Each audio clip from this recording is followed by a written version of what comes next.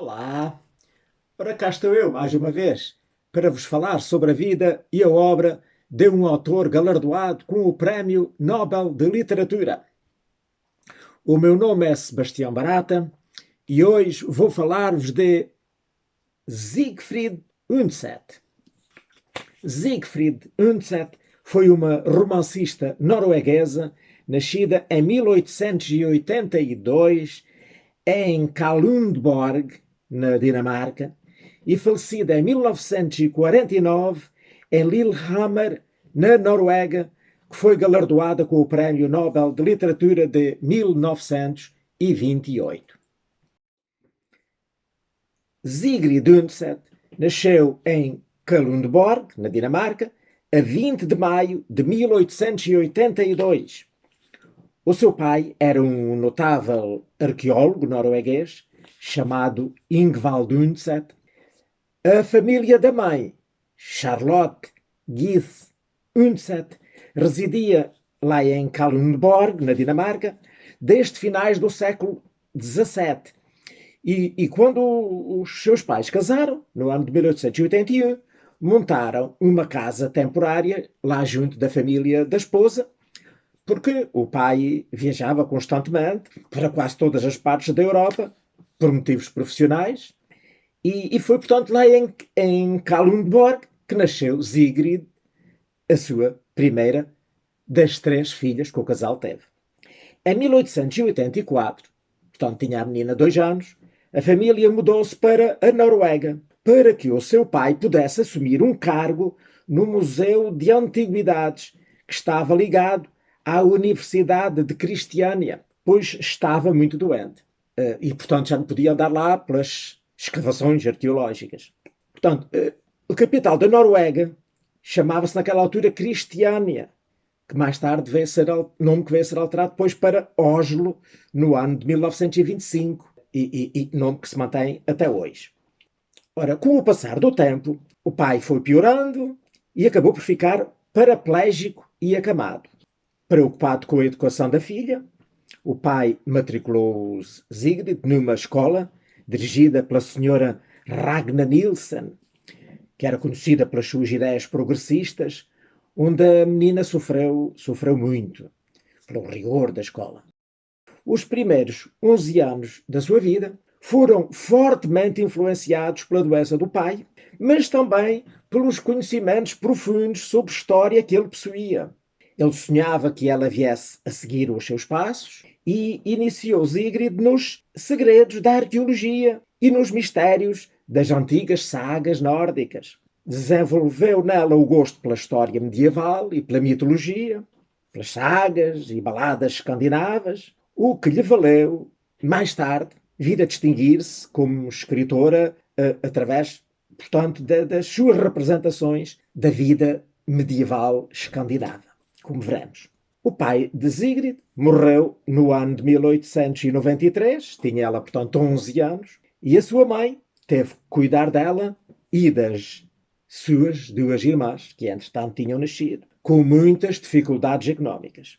Lá a senhora Nielsen, a professora, ajudou oferecendo-lhe a educação gratuita para as 3 filhas.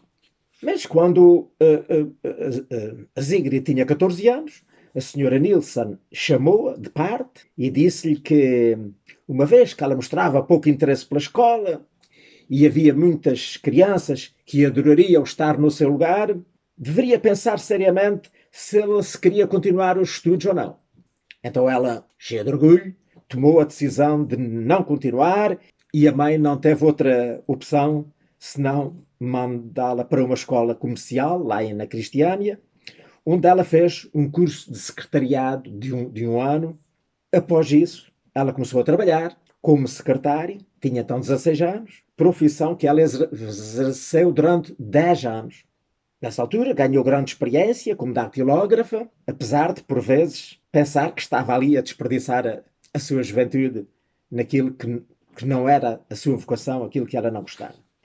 Sigrid não tinha muitos amigos, era uma pessoa algo introvertida, e uma das formas de quebrar a solidão era dar grandes passeios a pé lá pelas ruas de Cristiânia, ficando a conhecer a cidade como poucos. Era muito observadora e sagaz para conhecer os sentimentos das pessoas e, nos seus passeios, ela identificava aquelas que, assim como ela, lutavam por encontrar um pouco de felicidade na vida. Ela começou a escrever muito nova e, aos 22 anos, tinha pronto o seu primeiro manuscrito, no qual ela tinha trabalhado vários anos, que era um longo romance histórico, passado na Dinamarca medieval, do século XIII, a que ela lhe deu o nome, pronto, lá em norueguês, de Age Nilsson til Ulvholm. Portanto, não sei se li bem, se não. Ora, ela, no fim de ter então o manuscrito completo, viajou de Oslo para Copenhaga, né, para a Dinamarca, onde apresentou o seu manuscrito a Peter Nansen, que era o chefe de uma prestigiada editora dinamarquesa, a Gyldendal Forlag, com a esperança de que ele o aceitasse para publicação. Mas o manuscrito foi recusado pela editora, o que constituiu um golpe duro para ela. Na carta de recusa, o editor reconhecia que, de facto, havia ali algumas passagens que revelavam muita qualidade, mas afirmava que gostaria era de haver escrever uma história moderna, como ele dizia, e alertava contra o disfarce, como ele dizia, o disfarce. Isto é, que Undset que não deveria, portanto, camuflar a sua obra com armadilhas históricas, dizia ele. Ela foi muito desapontada, mas não se sentiu derrotada. Então seguiu o conselho do editor, lá da Gyldendal Forlag, e começou a escrever sobre mulheres fortes e contemporâneas que lutavam pela sua emancipação. Assim, 2 anos mais tarde, no ano de 1907, ela tinha pronto um novo romance, este mais curto. Mas também este não foi imediatamente aceito. Só após a intervenção de um escritor famoso da altura, ele acabou de facto por ser publicado. E chamou-se Fru Marta Aulia. Fru é a senhora Marta Aulia. E foi editada em 1907. Era uma história de infidelidade conjugal que abria com uma frase que chocou os leitores da época. Começava assim: fui infiel ao meu marido. Portanto, eram as palavras com que a protagonista, a personagem principal, começava a narração. Portanto, aqui foi um escândalo na altura. Depois desse, publicou outro, que teria em português o nome de A Idade Feliz, e que saiu no ano de 1908, que era uma série de contos. Mas foi com o regresso lá aos temas medievais, no seu segundo romance, que literalmente traduzido para português chamar-se-ia A História de Vigaliot e Vigdis, que foi lançado em 1909, que então o seu conceito como escritor começou de facto a subir. Portanto, esse livro era uma saga nórdica, passada na Idade Média, lá no tempo dos vikings. Esta obra foi muito bem aceita e valeu-lhe ganhar uma bolsa do governo norueguês que lhe permitiu continuar, então, a escrever sem ter que recorrer a outro emprego, a outro trabalho. Este romance foi publicado cá em Portugal, pela Estúdios Cor, com o título Vigdis, a Indomável, que eu tenho aqui e que eu andei esta semana a tentar ler. E li. E depois, se tiver tempo, vou falar mais dele. Então, com a bolsa de estudos que recebeu, a Sigrid empreendeu uma viagem pela Europa. Passou pela Dinamarca e pela Alemanha, dirigindo-se em seguida para a Itália, onde permaneceu durante 9 meses. Os seus pais tinham lá ligações com Roma, o que a fez, de certa forma, sentir-se em casa. Essa viagem foi muito importante para ela, porque conheceu lá pessoas novas do círculo artístico escandinavo, que lá residia, e tornou-se uma pessoa mais aberta, mais disponível para o convívio e para a alegria, o que foi bom. Depois, então, de terminar a bolsa de estudos, regressou lá a Cristiânia e conheceu, então, Anders Castus Svarstad, que era um pintor norueguês, com quem casou no ano de 1912. E no ano seguinte, em 1913, ela voltou para Roma, onde nasceu o seu primeiro filho. Nos anos seguintes, teve mais 2 filhos que significavam muito para ela. A segunda filha era deficiente mental. Ora, para além destes seus 3 filhos, ela teve também de cuidar e criar os 3 filhos que o marido tinha da sua relação anterior, um dos quais também era deficiente. Este período, portanto, foi bastante complicado para ela, portanto, como mulher, como esposa, mas também como escritora. Mas ela não desanimou e continuava a escrever. Não podia escrever de dia, escrevia à noite. Depois de acomodar as crianças, ia escrever. No ano de 1919, logo a seguir a nascer o seu 3º filho, o casamento ruiu. Separaram-se. E ela então mudou-se para a localidade de Lillehammer, na Noruega, uma localidade que é célebre lá por se lá realizarem os Jogos Olímpicos de Inverno, uma vez, terem lá realizado. Ficou então a morar em Lillehammer, onde construiu aí uma boa casa, numa propriedade que lá adquiriu, e que foi então aí um bom refúgio para ela e para as crianças, e um local onde ela pôde então escrever tranquilamente. E foi aí que ela escreveu a sua mais famosa obra, que se chama Christine Lavansdatter, que em português seria, traduzida à letra, Cristina, filha de Lourenço. Porque, portanto, o Datter é filha e son é filho. Portanto, era assim que chamavam. Era fulano, filho de fulano. Fulana, filha de fulano. Portanto, ao dizer que Christine Lavransdatter, era a Cristina, filha do Lavrans, que em português significa Lourenço. Era uma trilogia situada, a história situada na Idade Média. O livro, portanto, desenrola-se lá na Noruega medieval e foi publicado entre os anos de 1920 e de 1922. Retrata a vida de uma mulher católica, que era a Christine, né, filha lá do Lavrans, desde que ela nasceu até que morreu. Os 3 volumes que estão traduzidos em Portugal, felizmente, chamam-se, e vou mostrar-vos, o primeiro, que relata, portanto, os primeiros anos da vida, não é? É A Coroa. O segundo, que é depois quando ela cresceu, casou, chama-se A Esposa. E o terceiro, que narra depois os últimos anos da vida, até que ela morreu, é A Cruz. Portanto, é esta a grande obra-prima da Sigrid Undset. Sigrid Undset viria, depois, mais tarde, uns anos depois, a receber o Prémio Nobel de Literatura.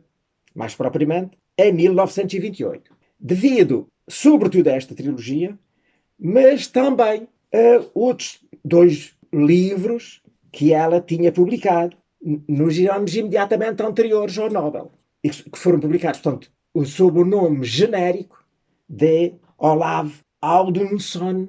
Cá está, Olav, filho de Audun, que eram, em cada volume, em cada livro, digamos assim, estavam publicados 2 volumes. Foram publicados 2 volumes de cada vez. O primeiro no ano de 1925 e o segundo no ano de 1927. Como já disse, eram uma tetralogia. Eram 4 volumes, embora publicados 2 a 2. Então, o Comitê Nobel, ao atribuir-lhe o prémio, justificou dizendo que lhe era atribuído principalmente pelas suas poderosas descrições da vida do Norte, portanto dos nórdicos, durante a Idade Média.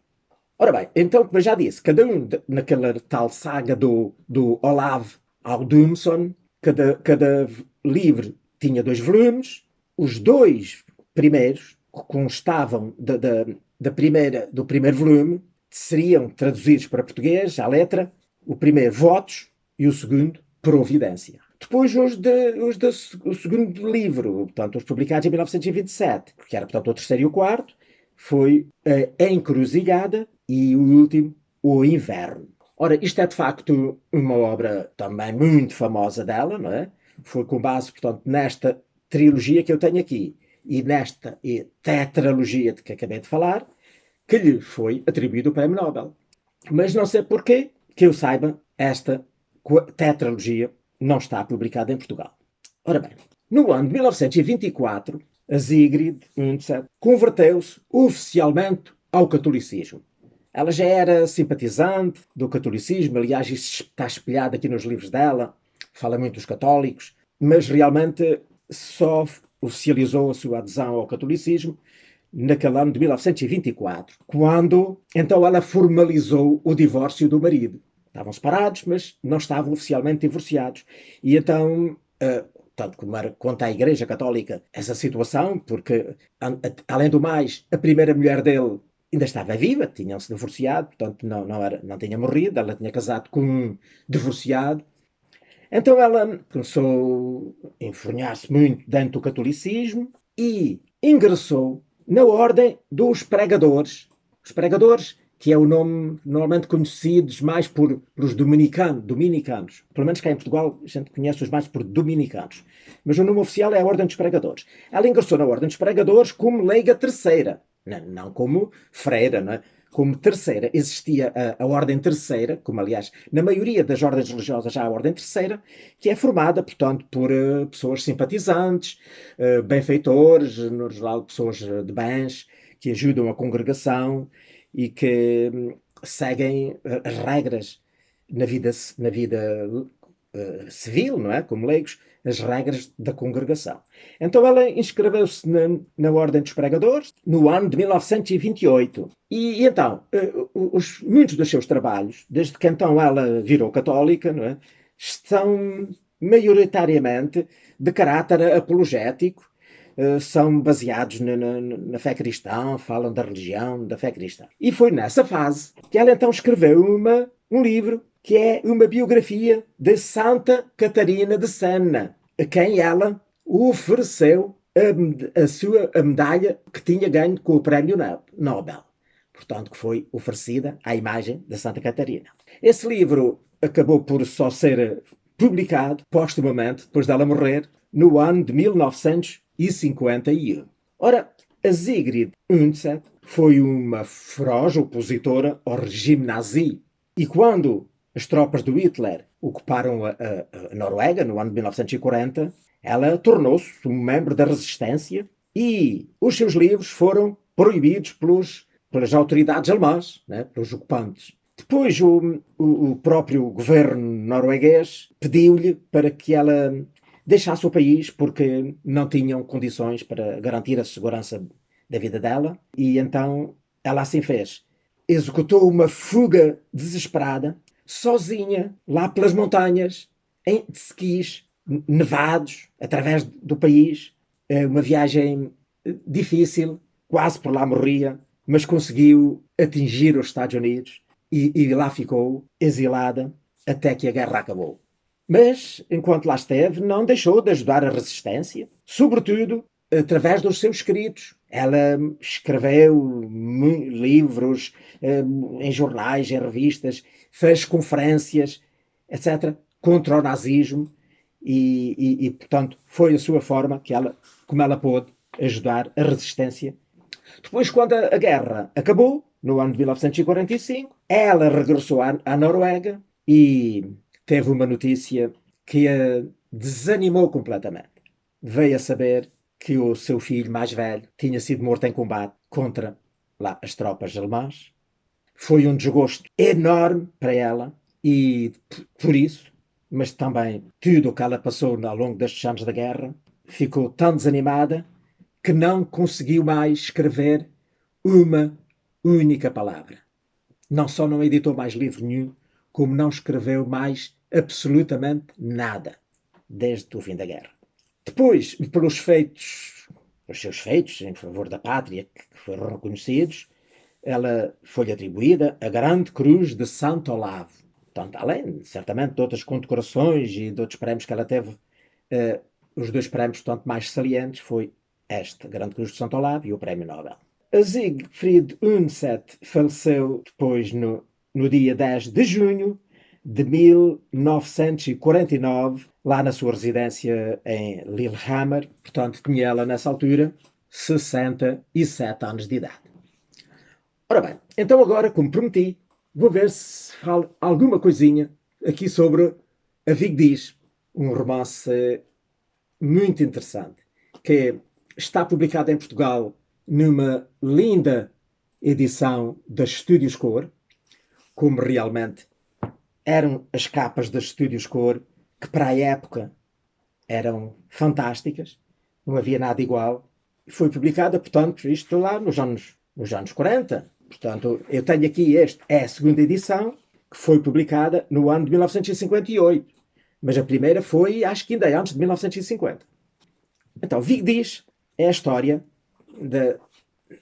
desta jovem, né? Mas também, conforme o título que está no original e que eu vos falei, do seu grande apaixonado, que era, portanto, o Liotte, que é mais conhecido pelo Viga Liotte. Viga quer dizer o forte Liotte.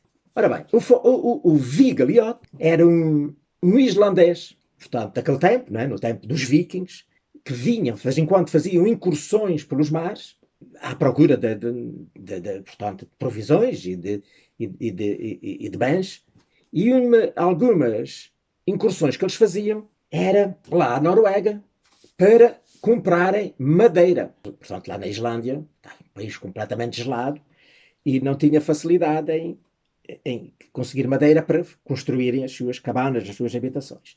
E então eles vinham à Noruega adquirir madeira. E então lá o Liotte, quando era um rapaz ainda novo, veio com o seu tio, embarcados, a comprar madeira.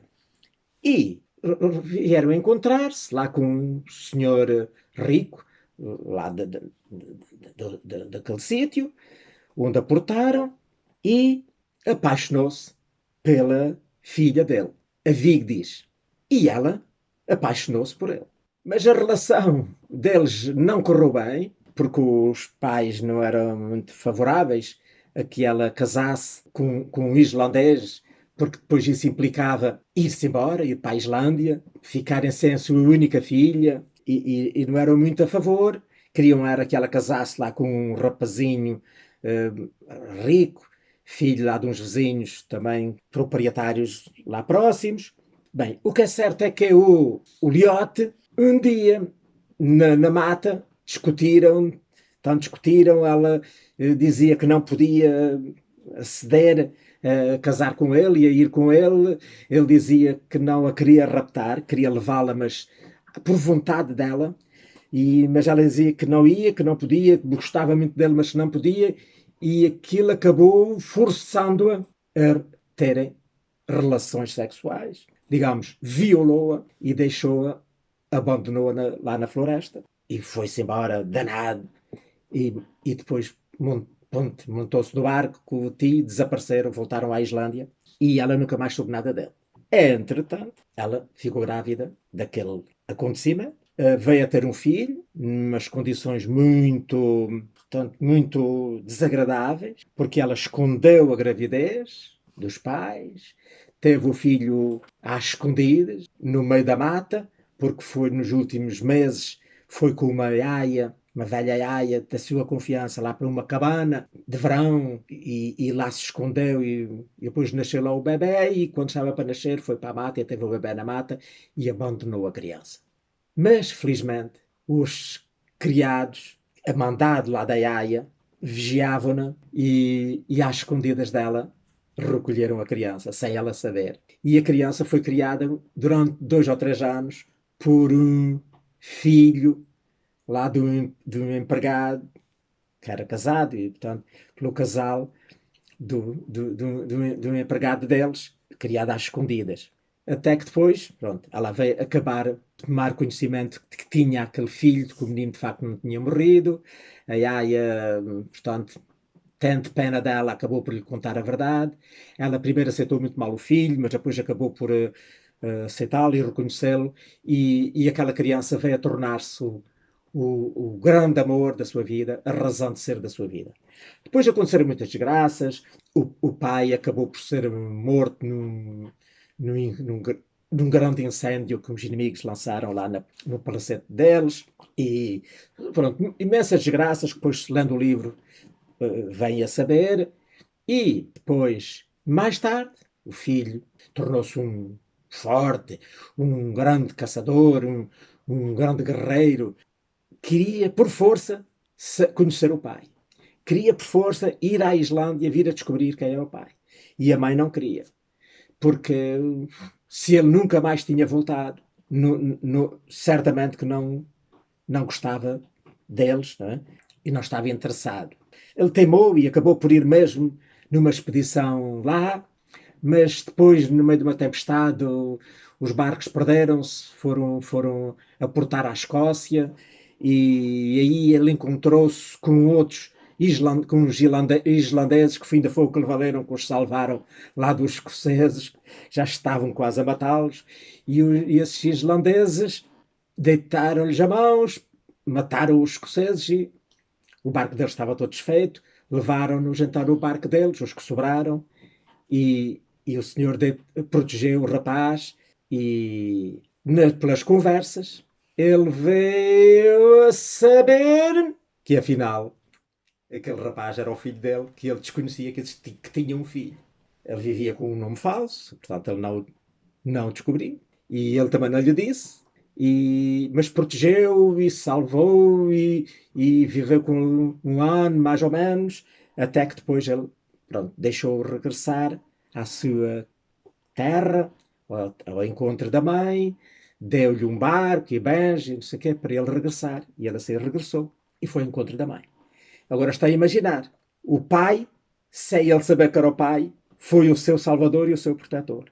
A mãe, que nem queria ouvir falar nele. E ele prometeu ao filho que iria lá visitá-los, na qualidade de seu salvador, que ia lá visitá-los. E de facto foi.